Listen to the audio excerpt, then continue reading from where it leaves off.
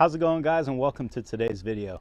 Probably about a month ago, I stacked these damaged bales here in the barn because while they weren't suitable for cow feed, they were still good for pig bedding. The pigs got butchered yesterday though, and I've still got a little stack of hay in here that I need to figure out what to do with. That's what's going on today on Farmer Tyler Ranch.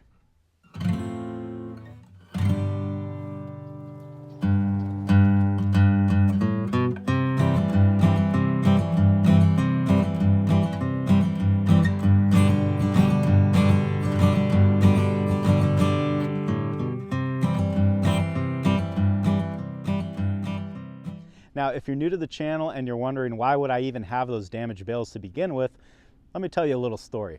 So back in the springtime when I got the hay all baled, just as soon as I got done with that, we got hit with a pretty big storm here. Now, fortunately, I was able to get most of my stacks covered with tarps, but my last stack, the tarp just wasn't quite long enough, so I think I had about a half of a stack that was exposed to the weather. But they have actually made pretty good bedding, and they've been really good at soaking up the water and reducing the mud in the pig pen. So it kind of gave me an idea of what I can do with them here.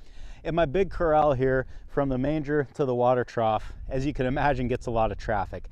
And you can see how soupy and muddy that it's getting right here, because every day when they get done eating at the manger, they all trudge over here to the water trough to get a drink. So I am thinking that I can throw maybe 8 to 10 bales in here, and I'm hoping that it's going to end up having the same effect that it had back in the pig pen. Soon, most of the cows that are out here are going to go to a different pasture where they will have winter grazing. But for now, while they're stuck in here, we need to do everything that we can to reduce the mud. And I think that throwing the hay in there is going to get us at least through to when we start shipping them over to the winter pasture. So that should work out pretty good. So I'm thinking about 8 to 10 bales over there is going to be sufficient to sort of soak that mud up and give them some good footing. But as I'm looking at my little stack here, I've got a lot more than just 8 or 10 bales here. So there's a couple things that I can do. I can just throw every single bale that's here out in the mud and just kind of with the attitude of, you know, if a little bit's good, then more must be better. Or I can take whatever bales are remaining here and spread them out in the pasture, go hit them with the harrows to spread everything around. And really what I'm doing is I'm spreading out the seeds that are in these bales with the idea that come spring, I'll have a nice little crop of new grass growing out in the pasture that the cows can eat. But first things first, let's throw a few of these bales in the mud and just kind of see what it looks like.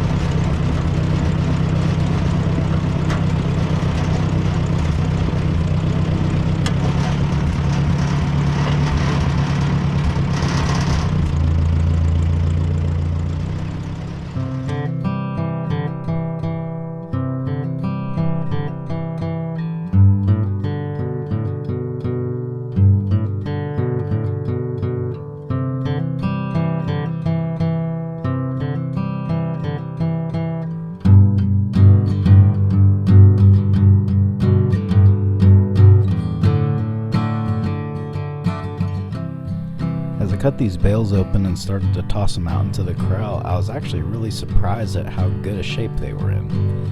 Not quite what I was expecting, but some of that hay was actually pretty decent. And as you can see, it didn't take the cows long to catch on to this, and they decided that this was a great opportunity for them to have a little snack. When it was all said and done, this hay definitely helped eliminate some of the mud, but I couldn't help but think how much better it probably would have worked if they didn't eat so much of it.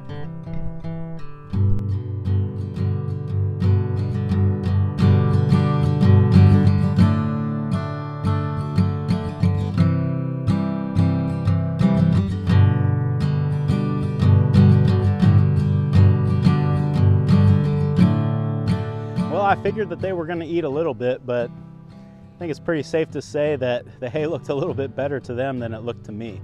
I'm fairly confident that spreading these bales out in the field is going to give me a decent little stand of grass come spring. Probably nothing spectacular, but there should be something there. And the reason that I think that is because as we fly over the front field here, you can see all those light green patches That's from where I was feeding hay here in the fall, and that was only a couple months ago, and it's already sprouted and starting to grow.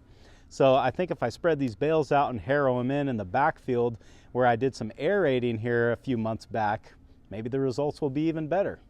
I just thought I would shoot a little clip here. As I'm loading the tractor up, you guys may notice that Maggie here is intensely interested in every bale that I lift up. And the reason for that is that she is hunting mice. Once in a while when I pull a bale up, there'll be a mouse in there. And when she sees it, she goes crazy, and she usually catches it and eats it. You ready?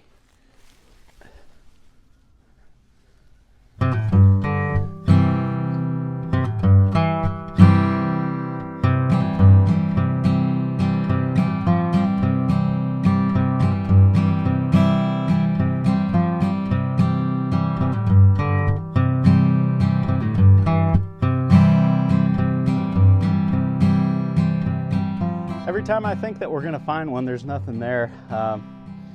We'll see. These last two here on the ground, that's probably gonna be the best chance. Because now I just feel sorry for Maggie. She's so excited and she hadn't got to get anything yet.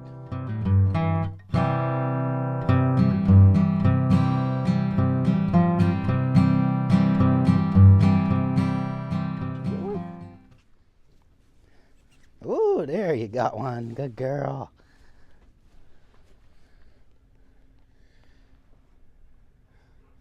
Well, finally she found one. I don't even know where it came from. It wasn't even under a hay bale. So she's happy now, and I actually don't even need these last two bales. I was just trying to find a mouse, but I guess it's enough screwing around.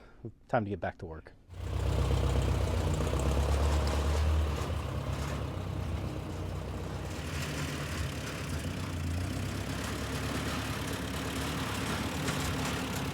We're out here in the backfield, and I just, before we start spreading the hay out, I wanted to show you guys kind of what I'm talking about, or what my goal is for this hay.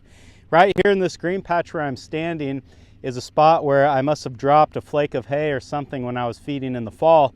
And you can see how the hay that the cows don't eat, or the seeds that's within that hay, I should say, they sprout. And this grass right here is actually pretty tall. I would say 6 to 8 inches tall right here, as opposed to when I look at this ground right here where no hay was dropped. This grass is, I mean, almost non-existent. You guys may remember me talking about cool season grasses versus warm season grasses. Obviously, this hay is a cool season grass. So my goal here would be to get a little stand of grass like this where I could turn maybe these yearlings out, or the cows, if the weather was right, in sometime in February or March, and they'd have plenty to eat.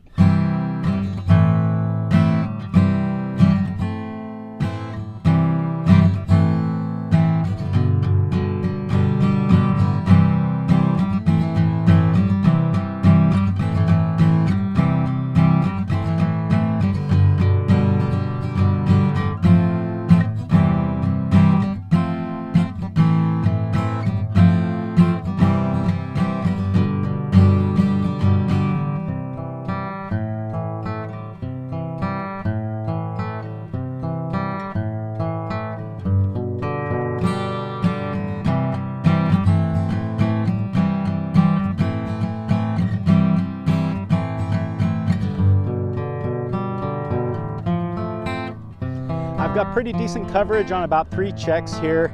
I quit throwing the hay out about 3/4 of the way down to the end. And the reason that I did that was just in case these flakes are balling up or something in the harrows, then I'll have room to sort of drag them out, and hopefully it'll clean itself out that way. I'm not really sure what's going to happen. Ideally, I would hit these with the mower first before I got the harrows out here, but I just don't have time to do that today. So I think we'll run down to the barn and grab the New Holland with the harrows on it, give this a try, and just kind of see what happens.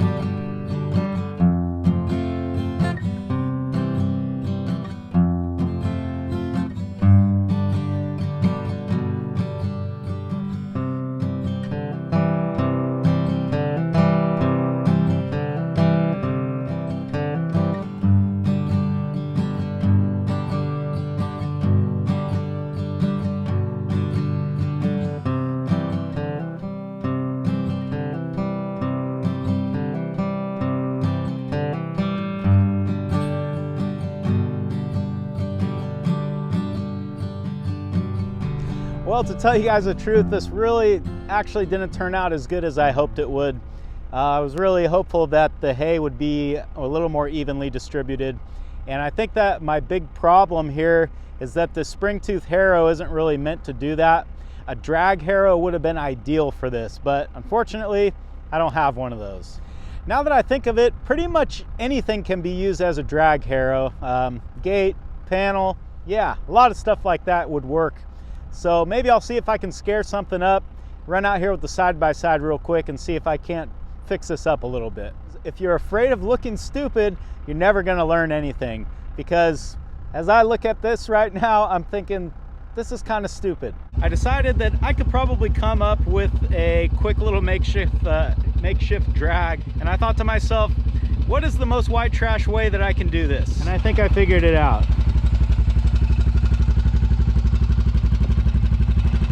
It might work.